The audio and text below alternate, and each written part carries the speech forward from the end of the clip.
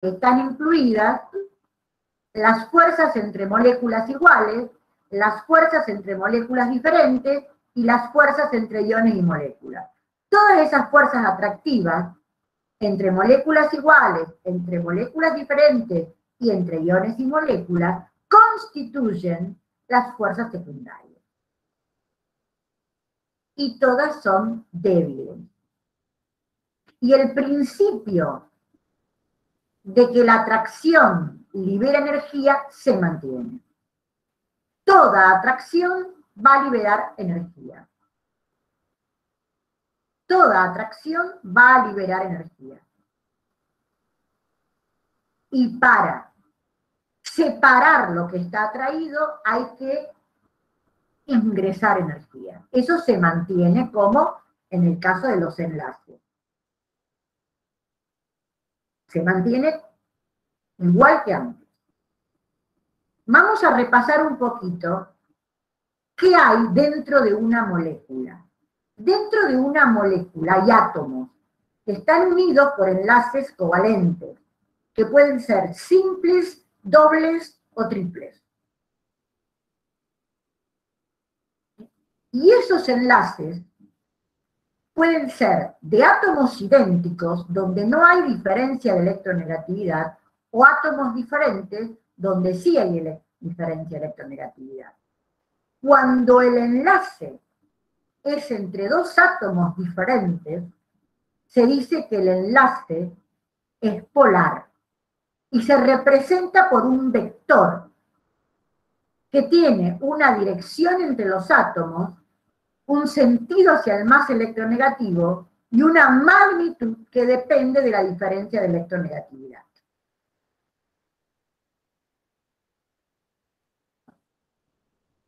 El hecho de que las moléculas puedan tener enlaces polares o enlaces apolares produce una diferencia o una clasificación de dos tipos de moléculas, las que son apolares y las que son polares.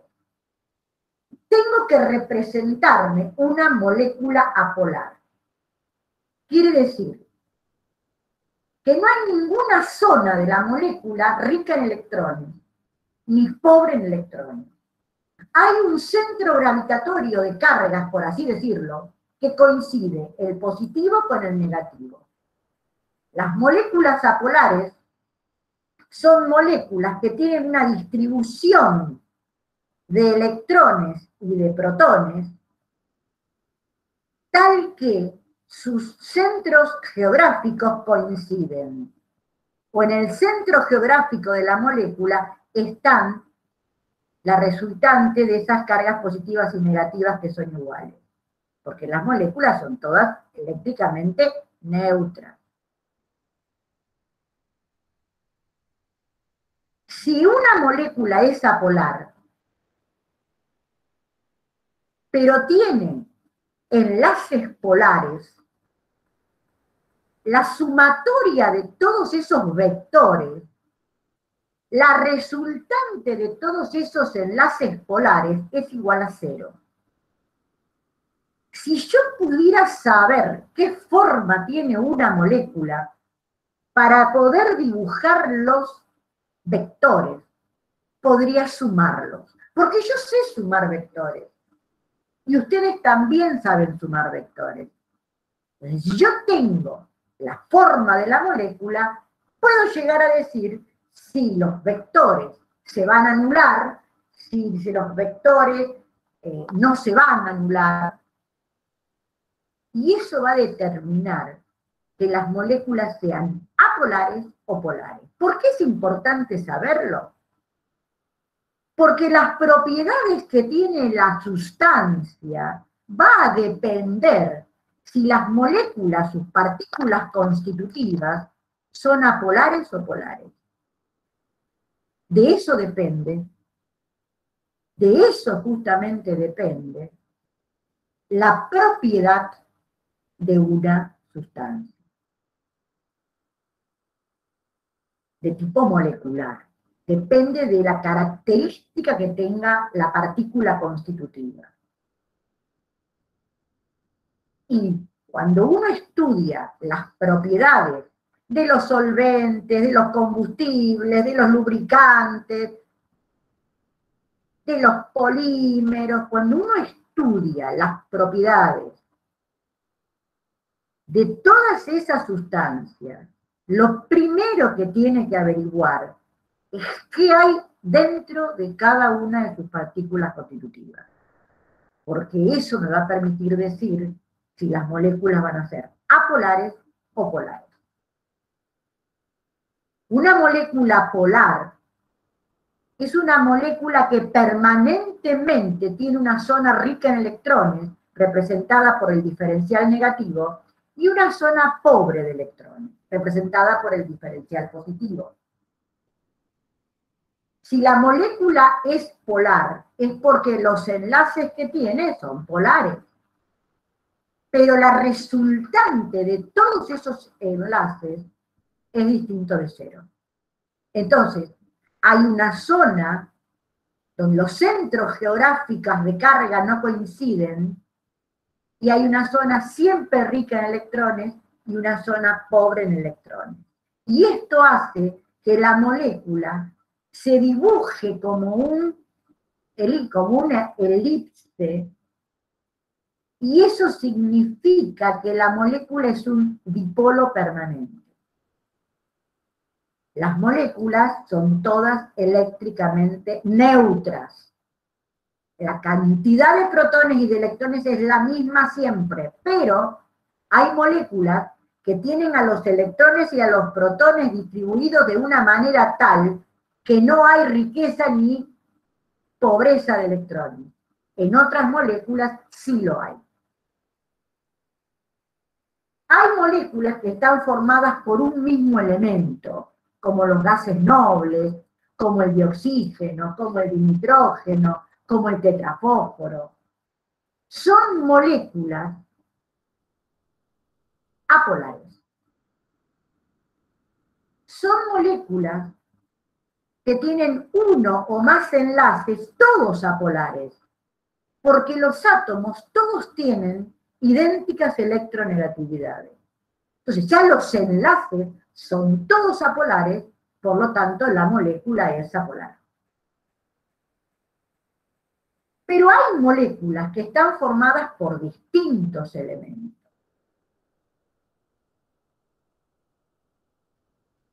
Y esas moléculas que están formadas por distintos elementos,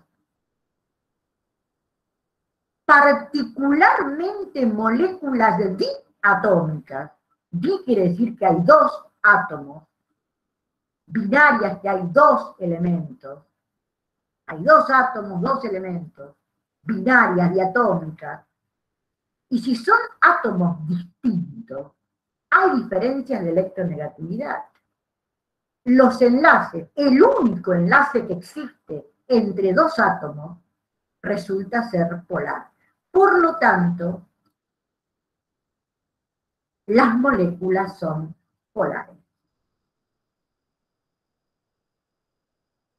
¿Por qué? Porque son diatómicas de distintos elementos, binarias, no son simples, son binarias, tienen un único enlace que es polar, porque los átomos tienen distintas electronegatividades.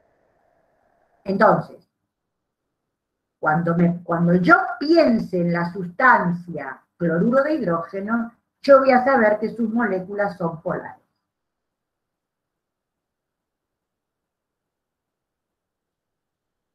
Pero hay moléculas también formadas por distintos elementos que no son diatómicas, son poliatómicas. Poseen varios enlaces polares. Tengo que buscar la resultante. Necesito saber la resultante. Y necesito saber la forma que tienen, cómo se distribuyen en el espacio, en el plano o en una línea los átomos de esta molécula y sumar vectores. Entonces, podré decir que la molécula es polar o apolar, pero necesito esa forma, necesito la forma. Puedo dibujar la molécula, tengo que saber dibujar las moléculas. Si no sé dibujar las moléculas, nunca voy a poder sumar los vectores.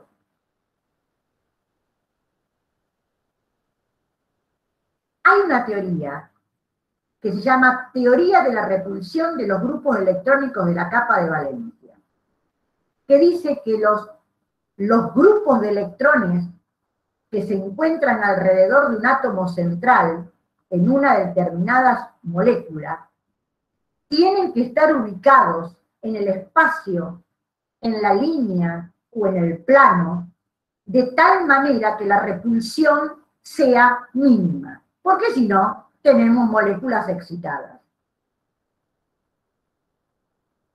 Esta teoría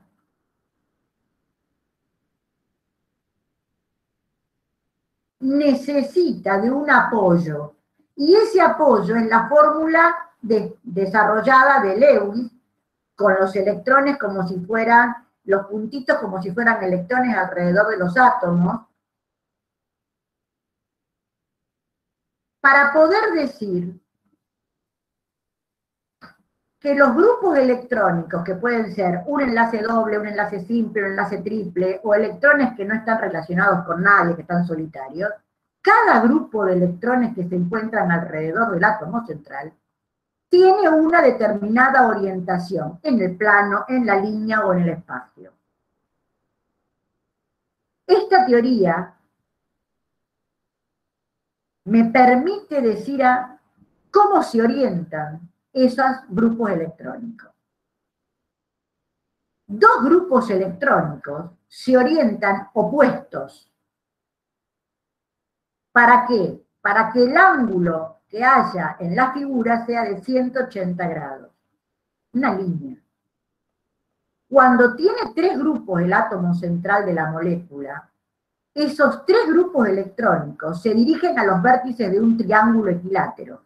Y entonces el ángulo de enlace es 120 grados.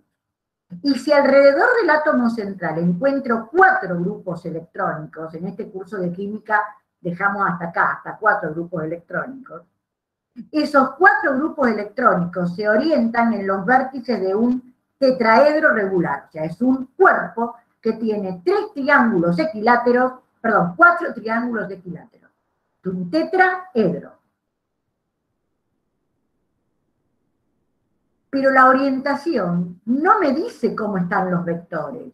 Lo que a mí me dice cuál es la forma es la cantidad de grupos electrónicos que no se encuentran enlazados y son solitarios. Y entonces aparece la forma de la molécula. Cuando los grupos electrónicos todos se enlazan a átomos iguales, la forma y la orientación coinciden. Hay que sumar entonces todos los vectores de un tetraedro. Cuando de los 4 grupos electrónicos, 3 grupos están enlazados con algún átomo y un grupo está solitario, no está enlazado, está libre, ya no es un tetraedro, sino que es una pirámide de base triangular. Y si solamente hay 2 grupos enlazados y 2 grupos solitarios, no es ni un tetraedro, ni una pirámide, ni un triángulo, es un ángulo.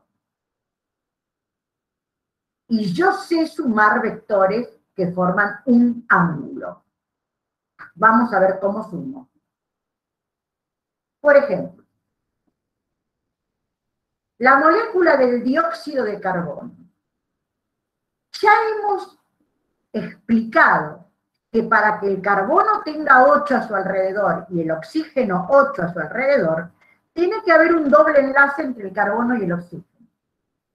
¿Dónde colocamos esos 4 electrones del enlace? De esta manera, en forma de ángulo recto. La teoría me dice que la manera en que hay menos repulsión es esa. Esa es la figura que tiene el dióxido de carbono. Y como esa es la figura que tiene el dióxido de carbono para que la repulsión entre las nubes electrónicas sea mínima, esa figura me permite a mí decir que la resultante de los momentos dipolares de esos enlaces es cero. Y por lo tanto la molécula será apolar.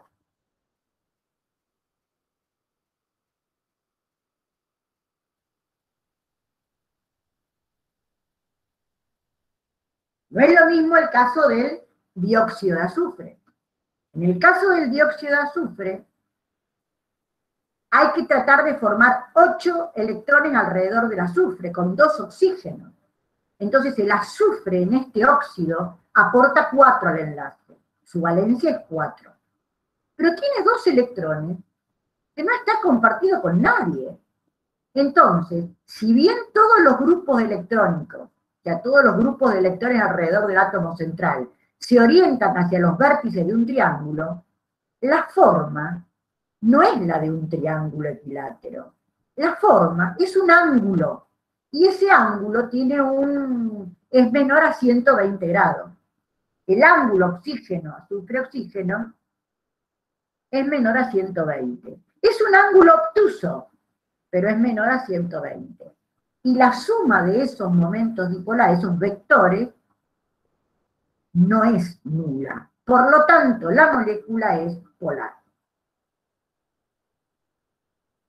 Si hacemos el trióxido de azufre, acá se completan, todos los grupos electrónicos están ligados con los mismos átomos, oxígeno. Acá sí es un triángulo perfecto. Y el ángulo de enlace coincide con el ángulo del triángulo, 120 grados. Si yo sumo todos esos vectores, la resultante es nula y la molécula es apolar. El metano, por tener todos los átomos unidos de hidrógeno, son todos iguales, resulta ser una molécula apolar.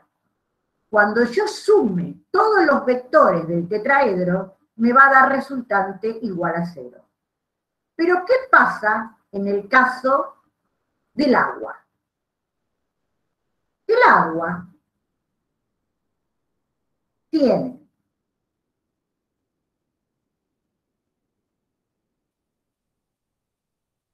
dos hidrógenos unidos al oxígeno y 4 electrones sobre el oxígeno que no están unidos a nadie. Por tener 4 grupos electrónicos, están orientados hacia los vértices de un tetraedro. Pero estos 4 electrones que están arriba del oxígeno, estos 4 electrones que están acá, que no están unidos a ningún átomo, se expanden en el cuerpo, en la figura geométrica. Y al expandirse, hace que las nubes compartidas entre oxígeno e hidrógeno comiencen a acercarse un poco, porque se genera repulsión, y termina siendo una estructura angular. La molécula del agua es un ángulo, no es un triángulo, no es un tetraedro, no es una pirámide, no es una línea. Es un ángulo, y el ángulo es obtuso, es 104,5 grados. El ángulo de enlace de la molécula de agua es 104,5 grados. Y si yo sumo los vectores que tienen sentido hacia el oxígeno, porque es el más electronegativo, me va a dar una resultante hacia el oxígeno que me permite decir que el agua es un dipolo permanente, con una riqueza de electrones sobre el oxígeno y una pobreza de electrones sobre el hidrógeno.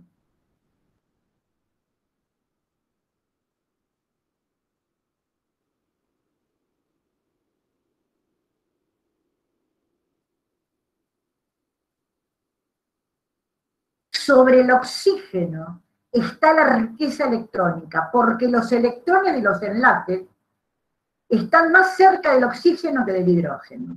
Pero como la forma de la molécula no es una línea, porque si fuera una línea sería apolar, y el agua no sería el solvente que es si fuera apolar.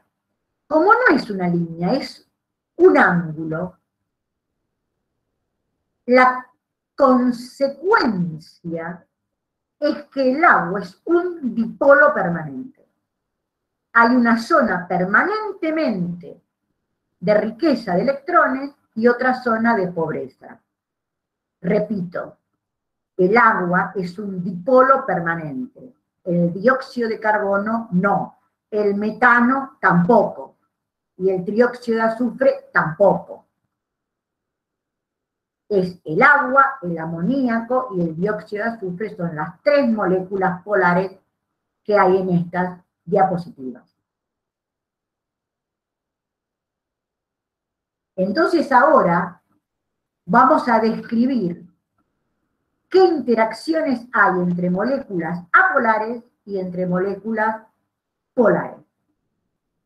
Entre las moléculas apolares, donde no hay riqueza de ningún tipo, en un momento dado y por el azar, y cuanto más grande es la molécula, es más probable que se ocurra esto, se produce un dipolo instantáneo.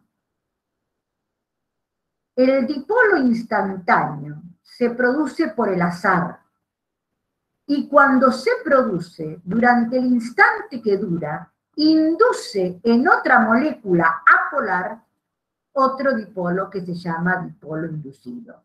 Esta fuerza atractiva llamada fuerza dipolo instantáneo, dipolo inducido, fue estudiada por London, y London las describe a estas fuerzas, que se llaman de dispersión de London, y que duran el instante que dura el primer dipolo. Una vez que el primer dipolo no existe más, el segundo tampoco. Son las fuerzas más débiles de las secundarias y que se establecen únicamente entre moléculas apolares. Cuanto más grande es la molécula, menos débil es la fuerza. Y cuanto más cerca estén unas de otras, menos débil es la fuerza. Esos serían los dos factores que hacen que las fuerzas de London sean menos débiles: el acercamiento y el tamaño.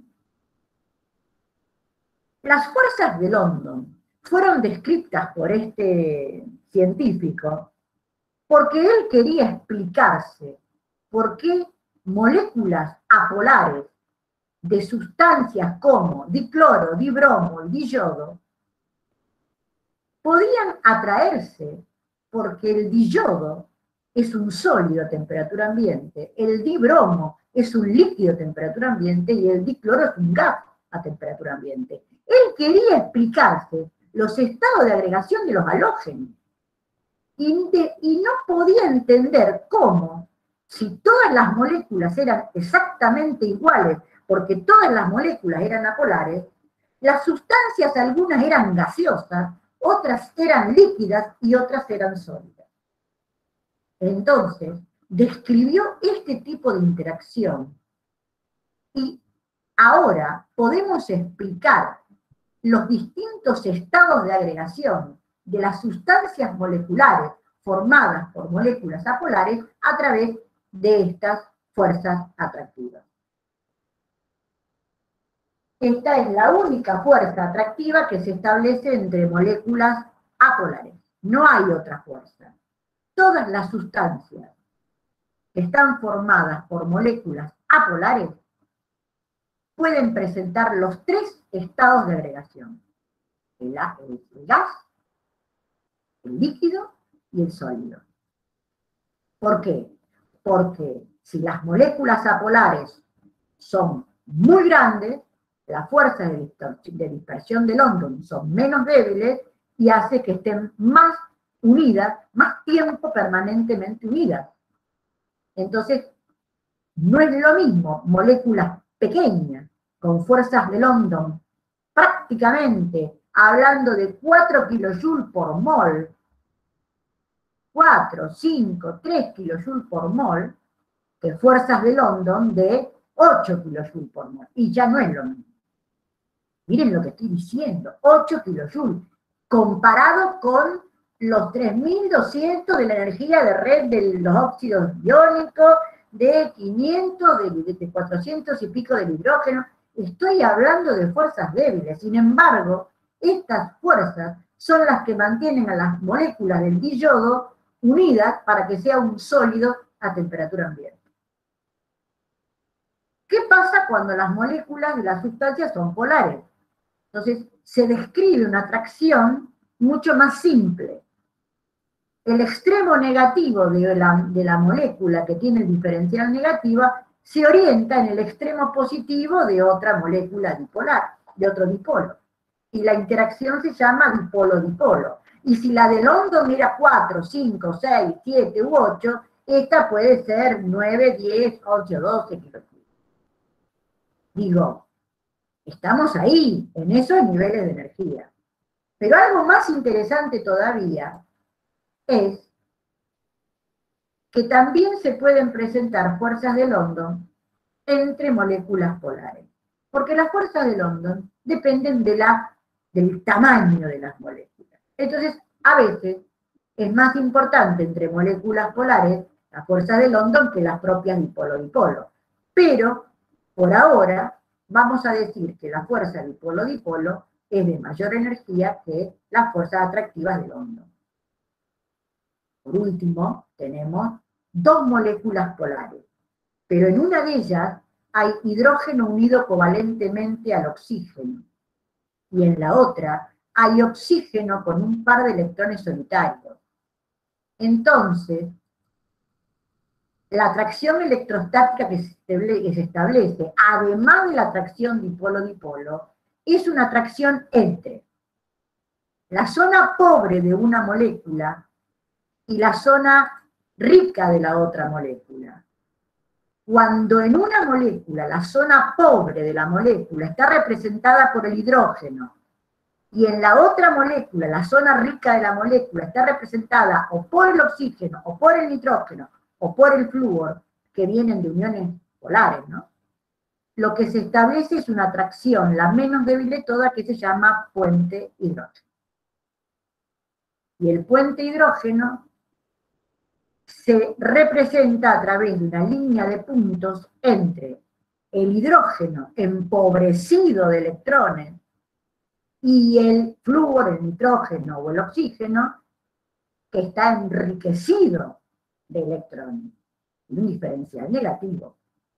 Entonces, en una molécula tiene que haber hidrógeno unido a oxígeno, nitrógeno, flúor, y en la otra molécula tiene que haber u oxígeno, o nitrógeno, o flúor, con un diferencial negativo sobre ellos en las moléculas. Siempre las moléculas son eléctricamente neutras. Y entre las moléculas polares también se puede describir la fuerza de dispersión de London. Y entre dos moléculas polares que se establece el puente hidrógeno, la fuerza secundaria que hay entre las moléculas de una sustancia que tiene estas características, las fuerzas más importantes son dipolo-dipolo y puente hidrógeno. Pero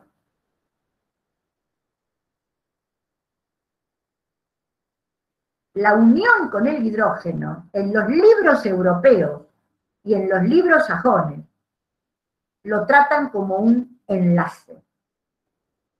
Y el puente hidrógeno no es un enlace. No es un enlace. La longitud que hay entre el hidrógeno y el oxígeno no es la longitud de un enlace verdadero covalente. Es mayor.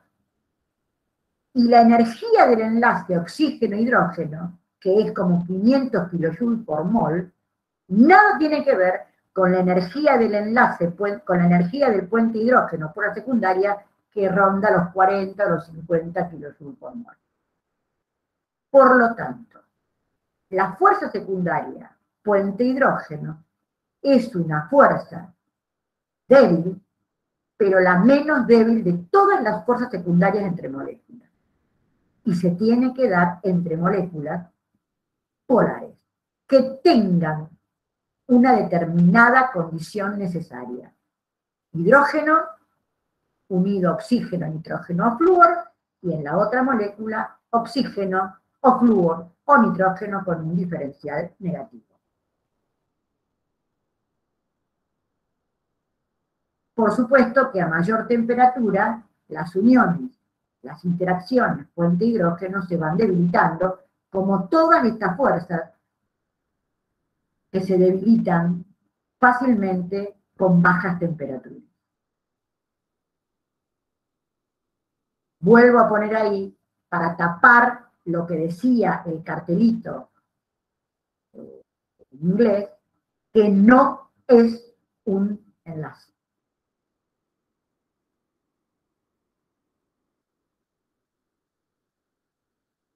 Cuando las moléculas de agua están cerca del 0 grado, comienzan a dejar de moverse, pierden movilidad, se empiezan a atraer.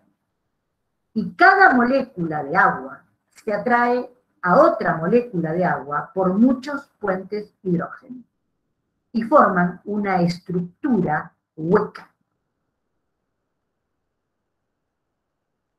con grandes espacios vacíos.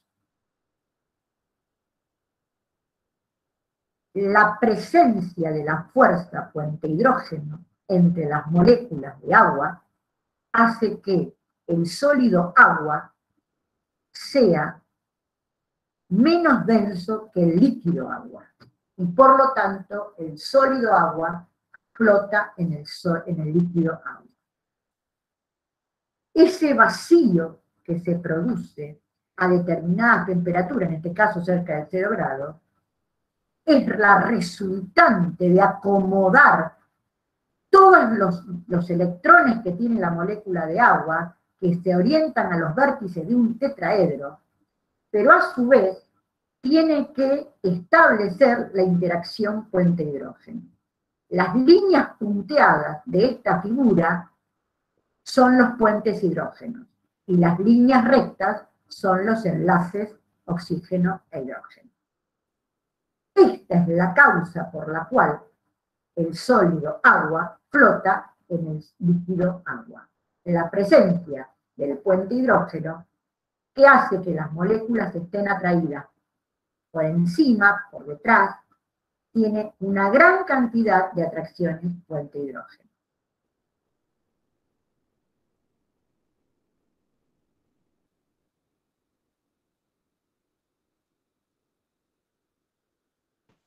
Profe, Sí, sí, no escuché bien. ¿Podría repetir lo que significa ahí las líneas punteadas y las sí. líneas rellenas? Lo que vos ves de punteado, esperá que te lo voy a agrandar. ¿Ahí lo ves mejor? Sí, se ve aumentado ahí, se ve mejor. ¿Está borroso? No, no, se ve bien, se ve bien. Hay líneas que están cortadas.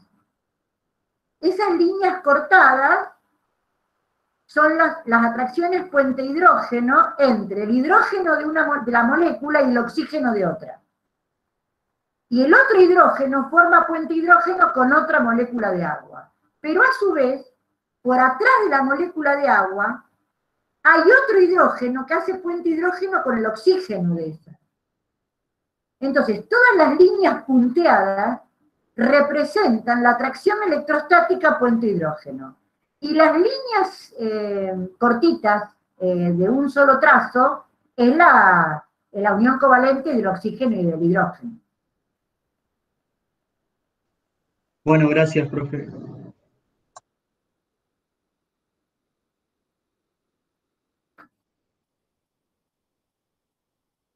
Por último, vamos a ver una fuerza secundaria entre iones y moléculas polares. La fuerza se llama ion dipolo y es una fuerza mucho más intensa que la del puente hidrógeno, porque es un ion y un dipolo. El campo eléctrico del ion hace que las moléculas dipolares se orienten en el campo.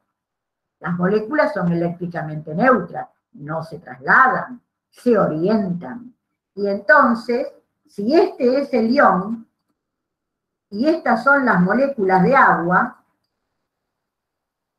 vemos cómo el ion se rodea de moléculas de agua que se han orientado sus dipolos. Los iones generan campos eléctricos esféricos y en toda dirección y sentido se rodean de moléculas de agua cuando esos iones están en agua y se libera energía.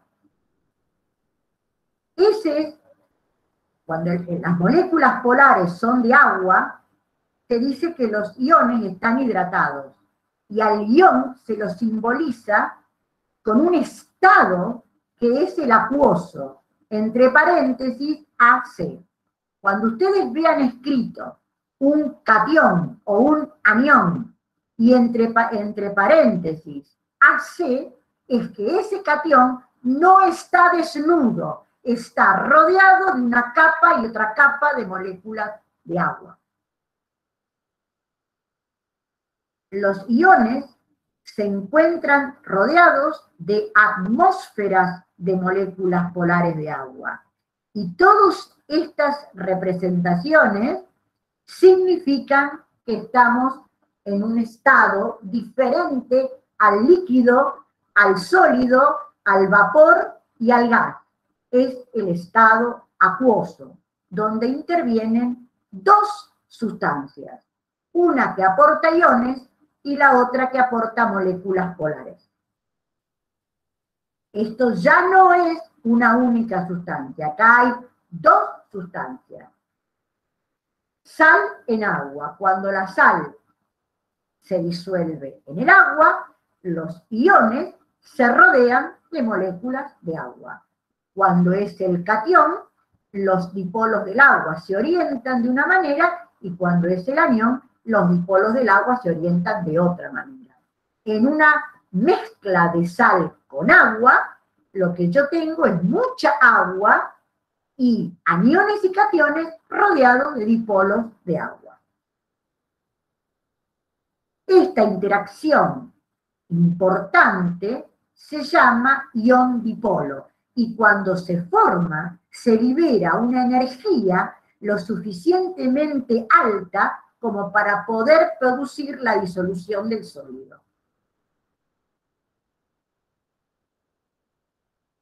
Y por último, ¿qué relación o qué fuerzas hay entre dos moléculas distintas, de distintas sustancias? Una polar y otra apolar.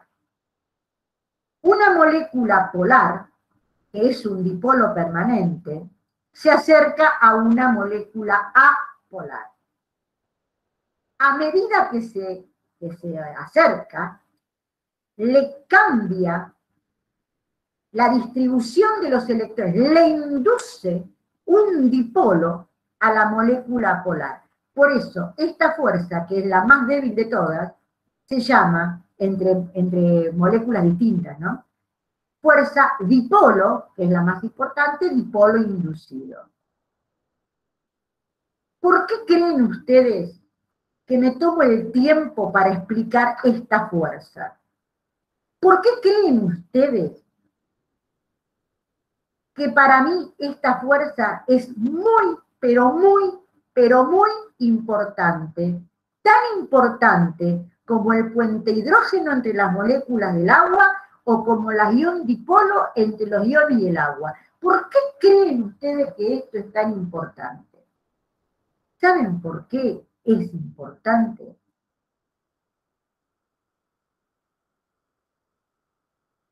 Porque esta es una representación del agua que tomo, el agua de red, el agua con que me baño, el agua de la ducha, el agua con que me doy un chapuzón en el mar, el agua de mar. Faltan los iones de las sales, ¿no? El agua de río, el agua de todas todas las aguas naturales tienen entre los dipolos del agua moléculas apolares de dioxígeno. ¿Por qué?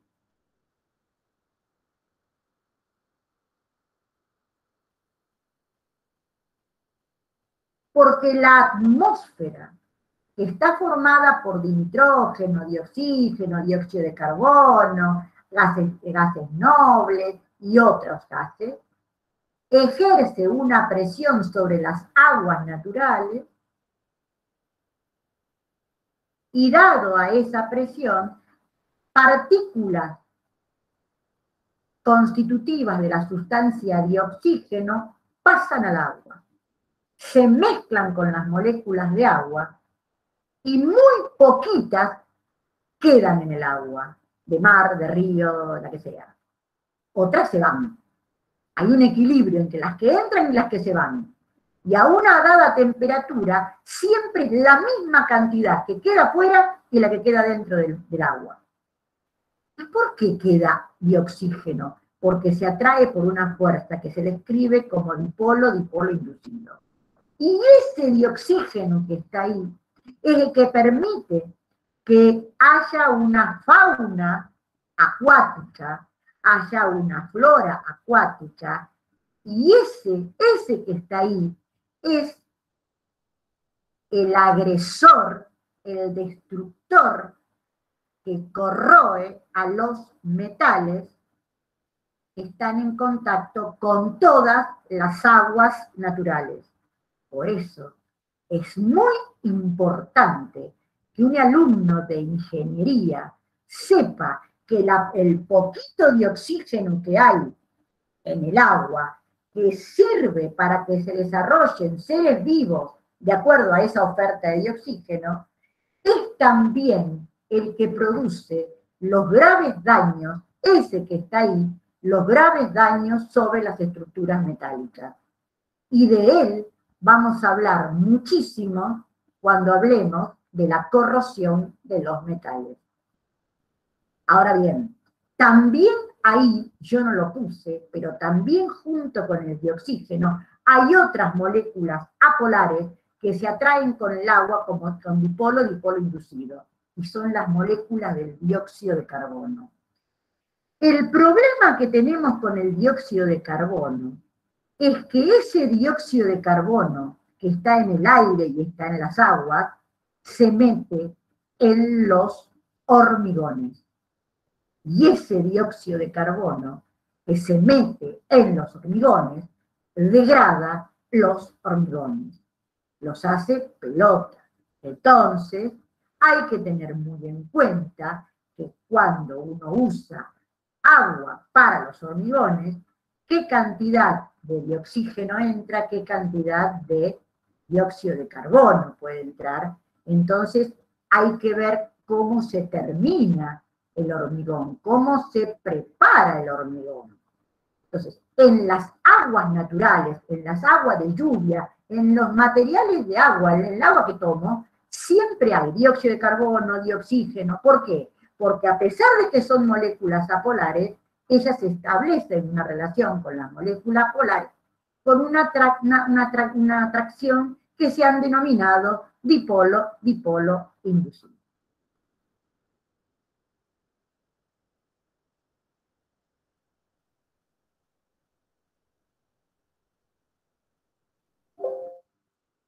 Bien, vamos a terminar. Este cuadrito lo vamos a trabajar la clase que viene para dar cuenta de las propiedades de todas las sustancias. Con este diagrama de flujo vamos a saber cuándo una sustancia es molecular, cuándo es una red covalente, cuándo es una red iónica y cuándo es una red metálica. Pero eso lo vamos a dejar para la clase próxima. Y ahora terminamos la grabación.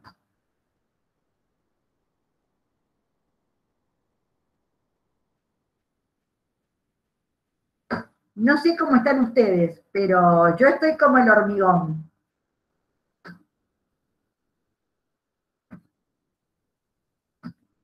¿Vero?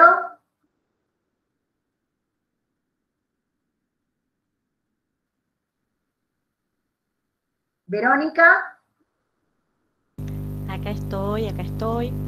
Cortá la grabación, por favor.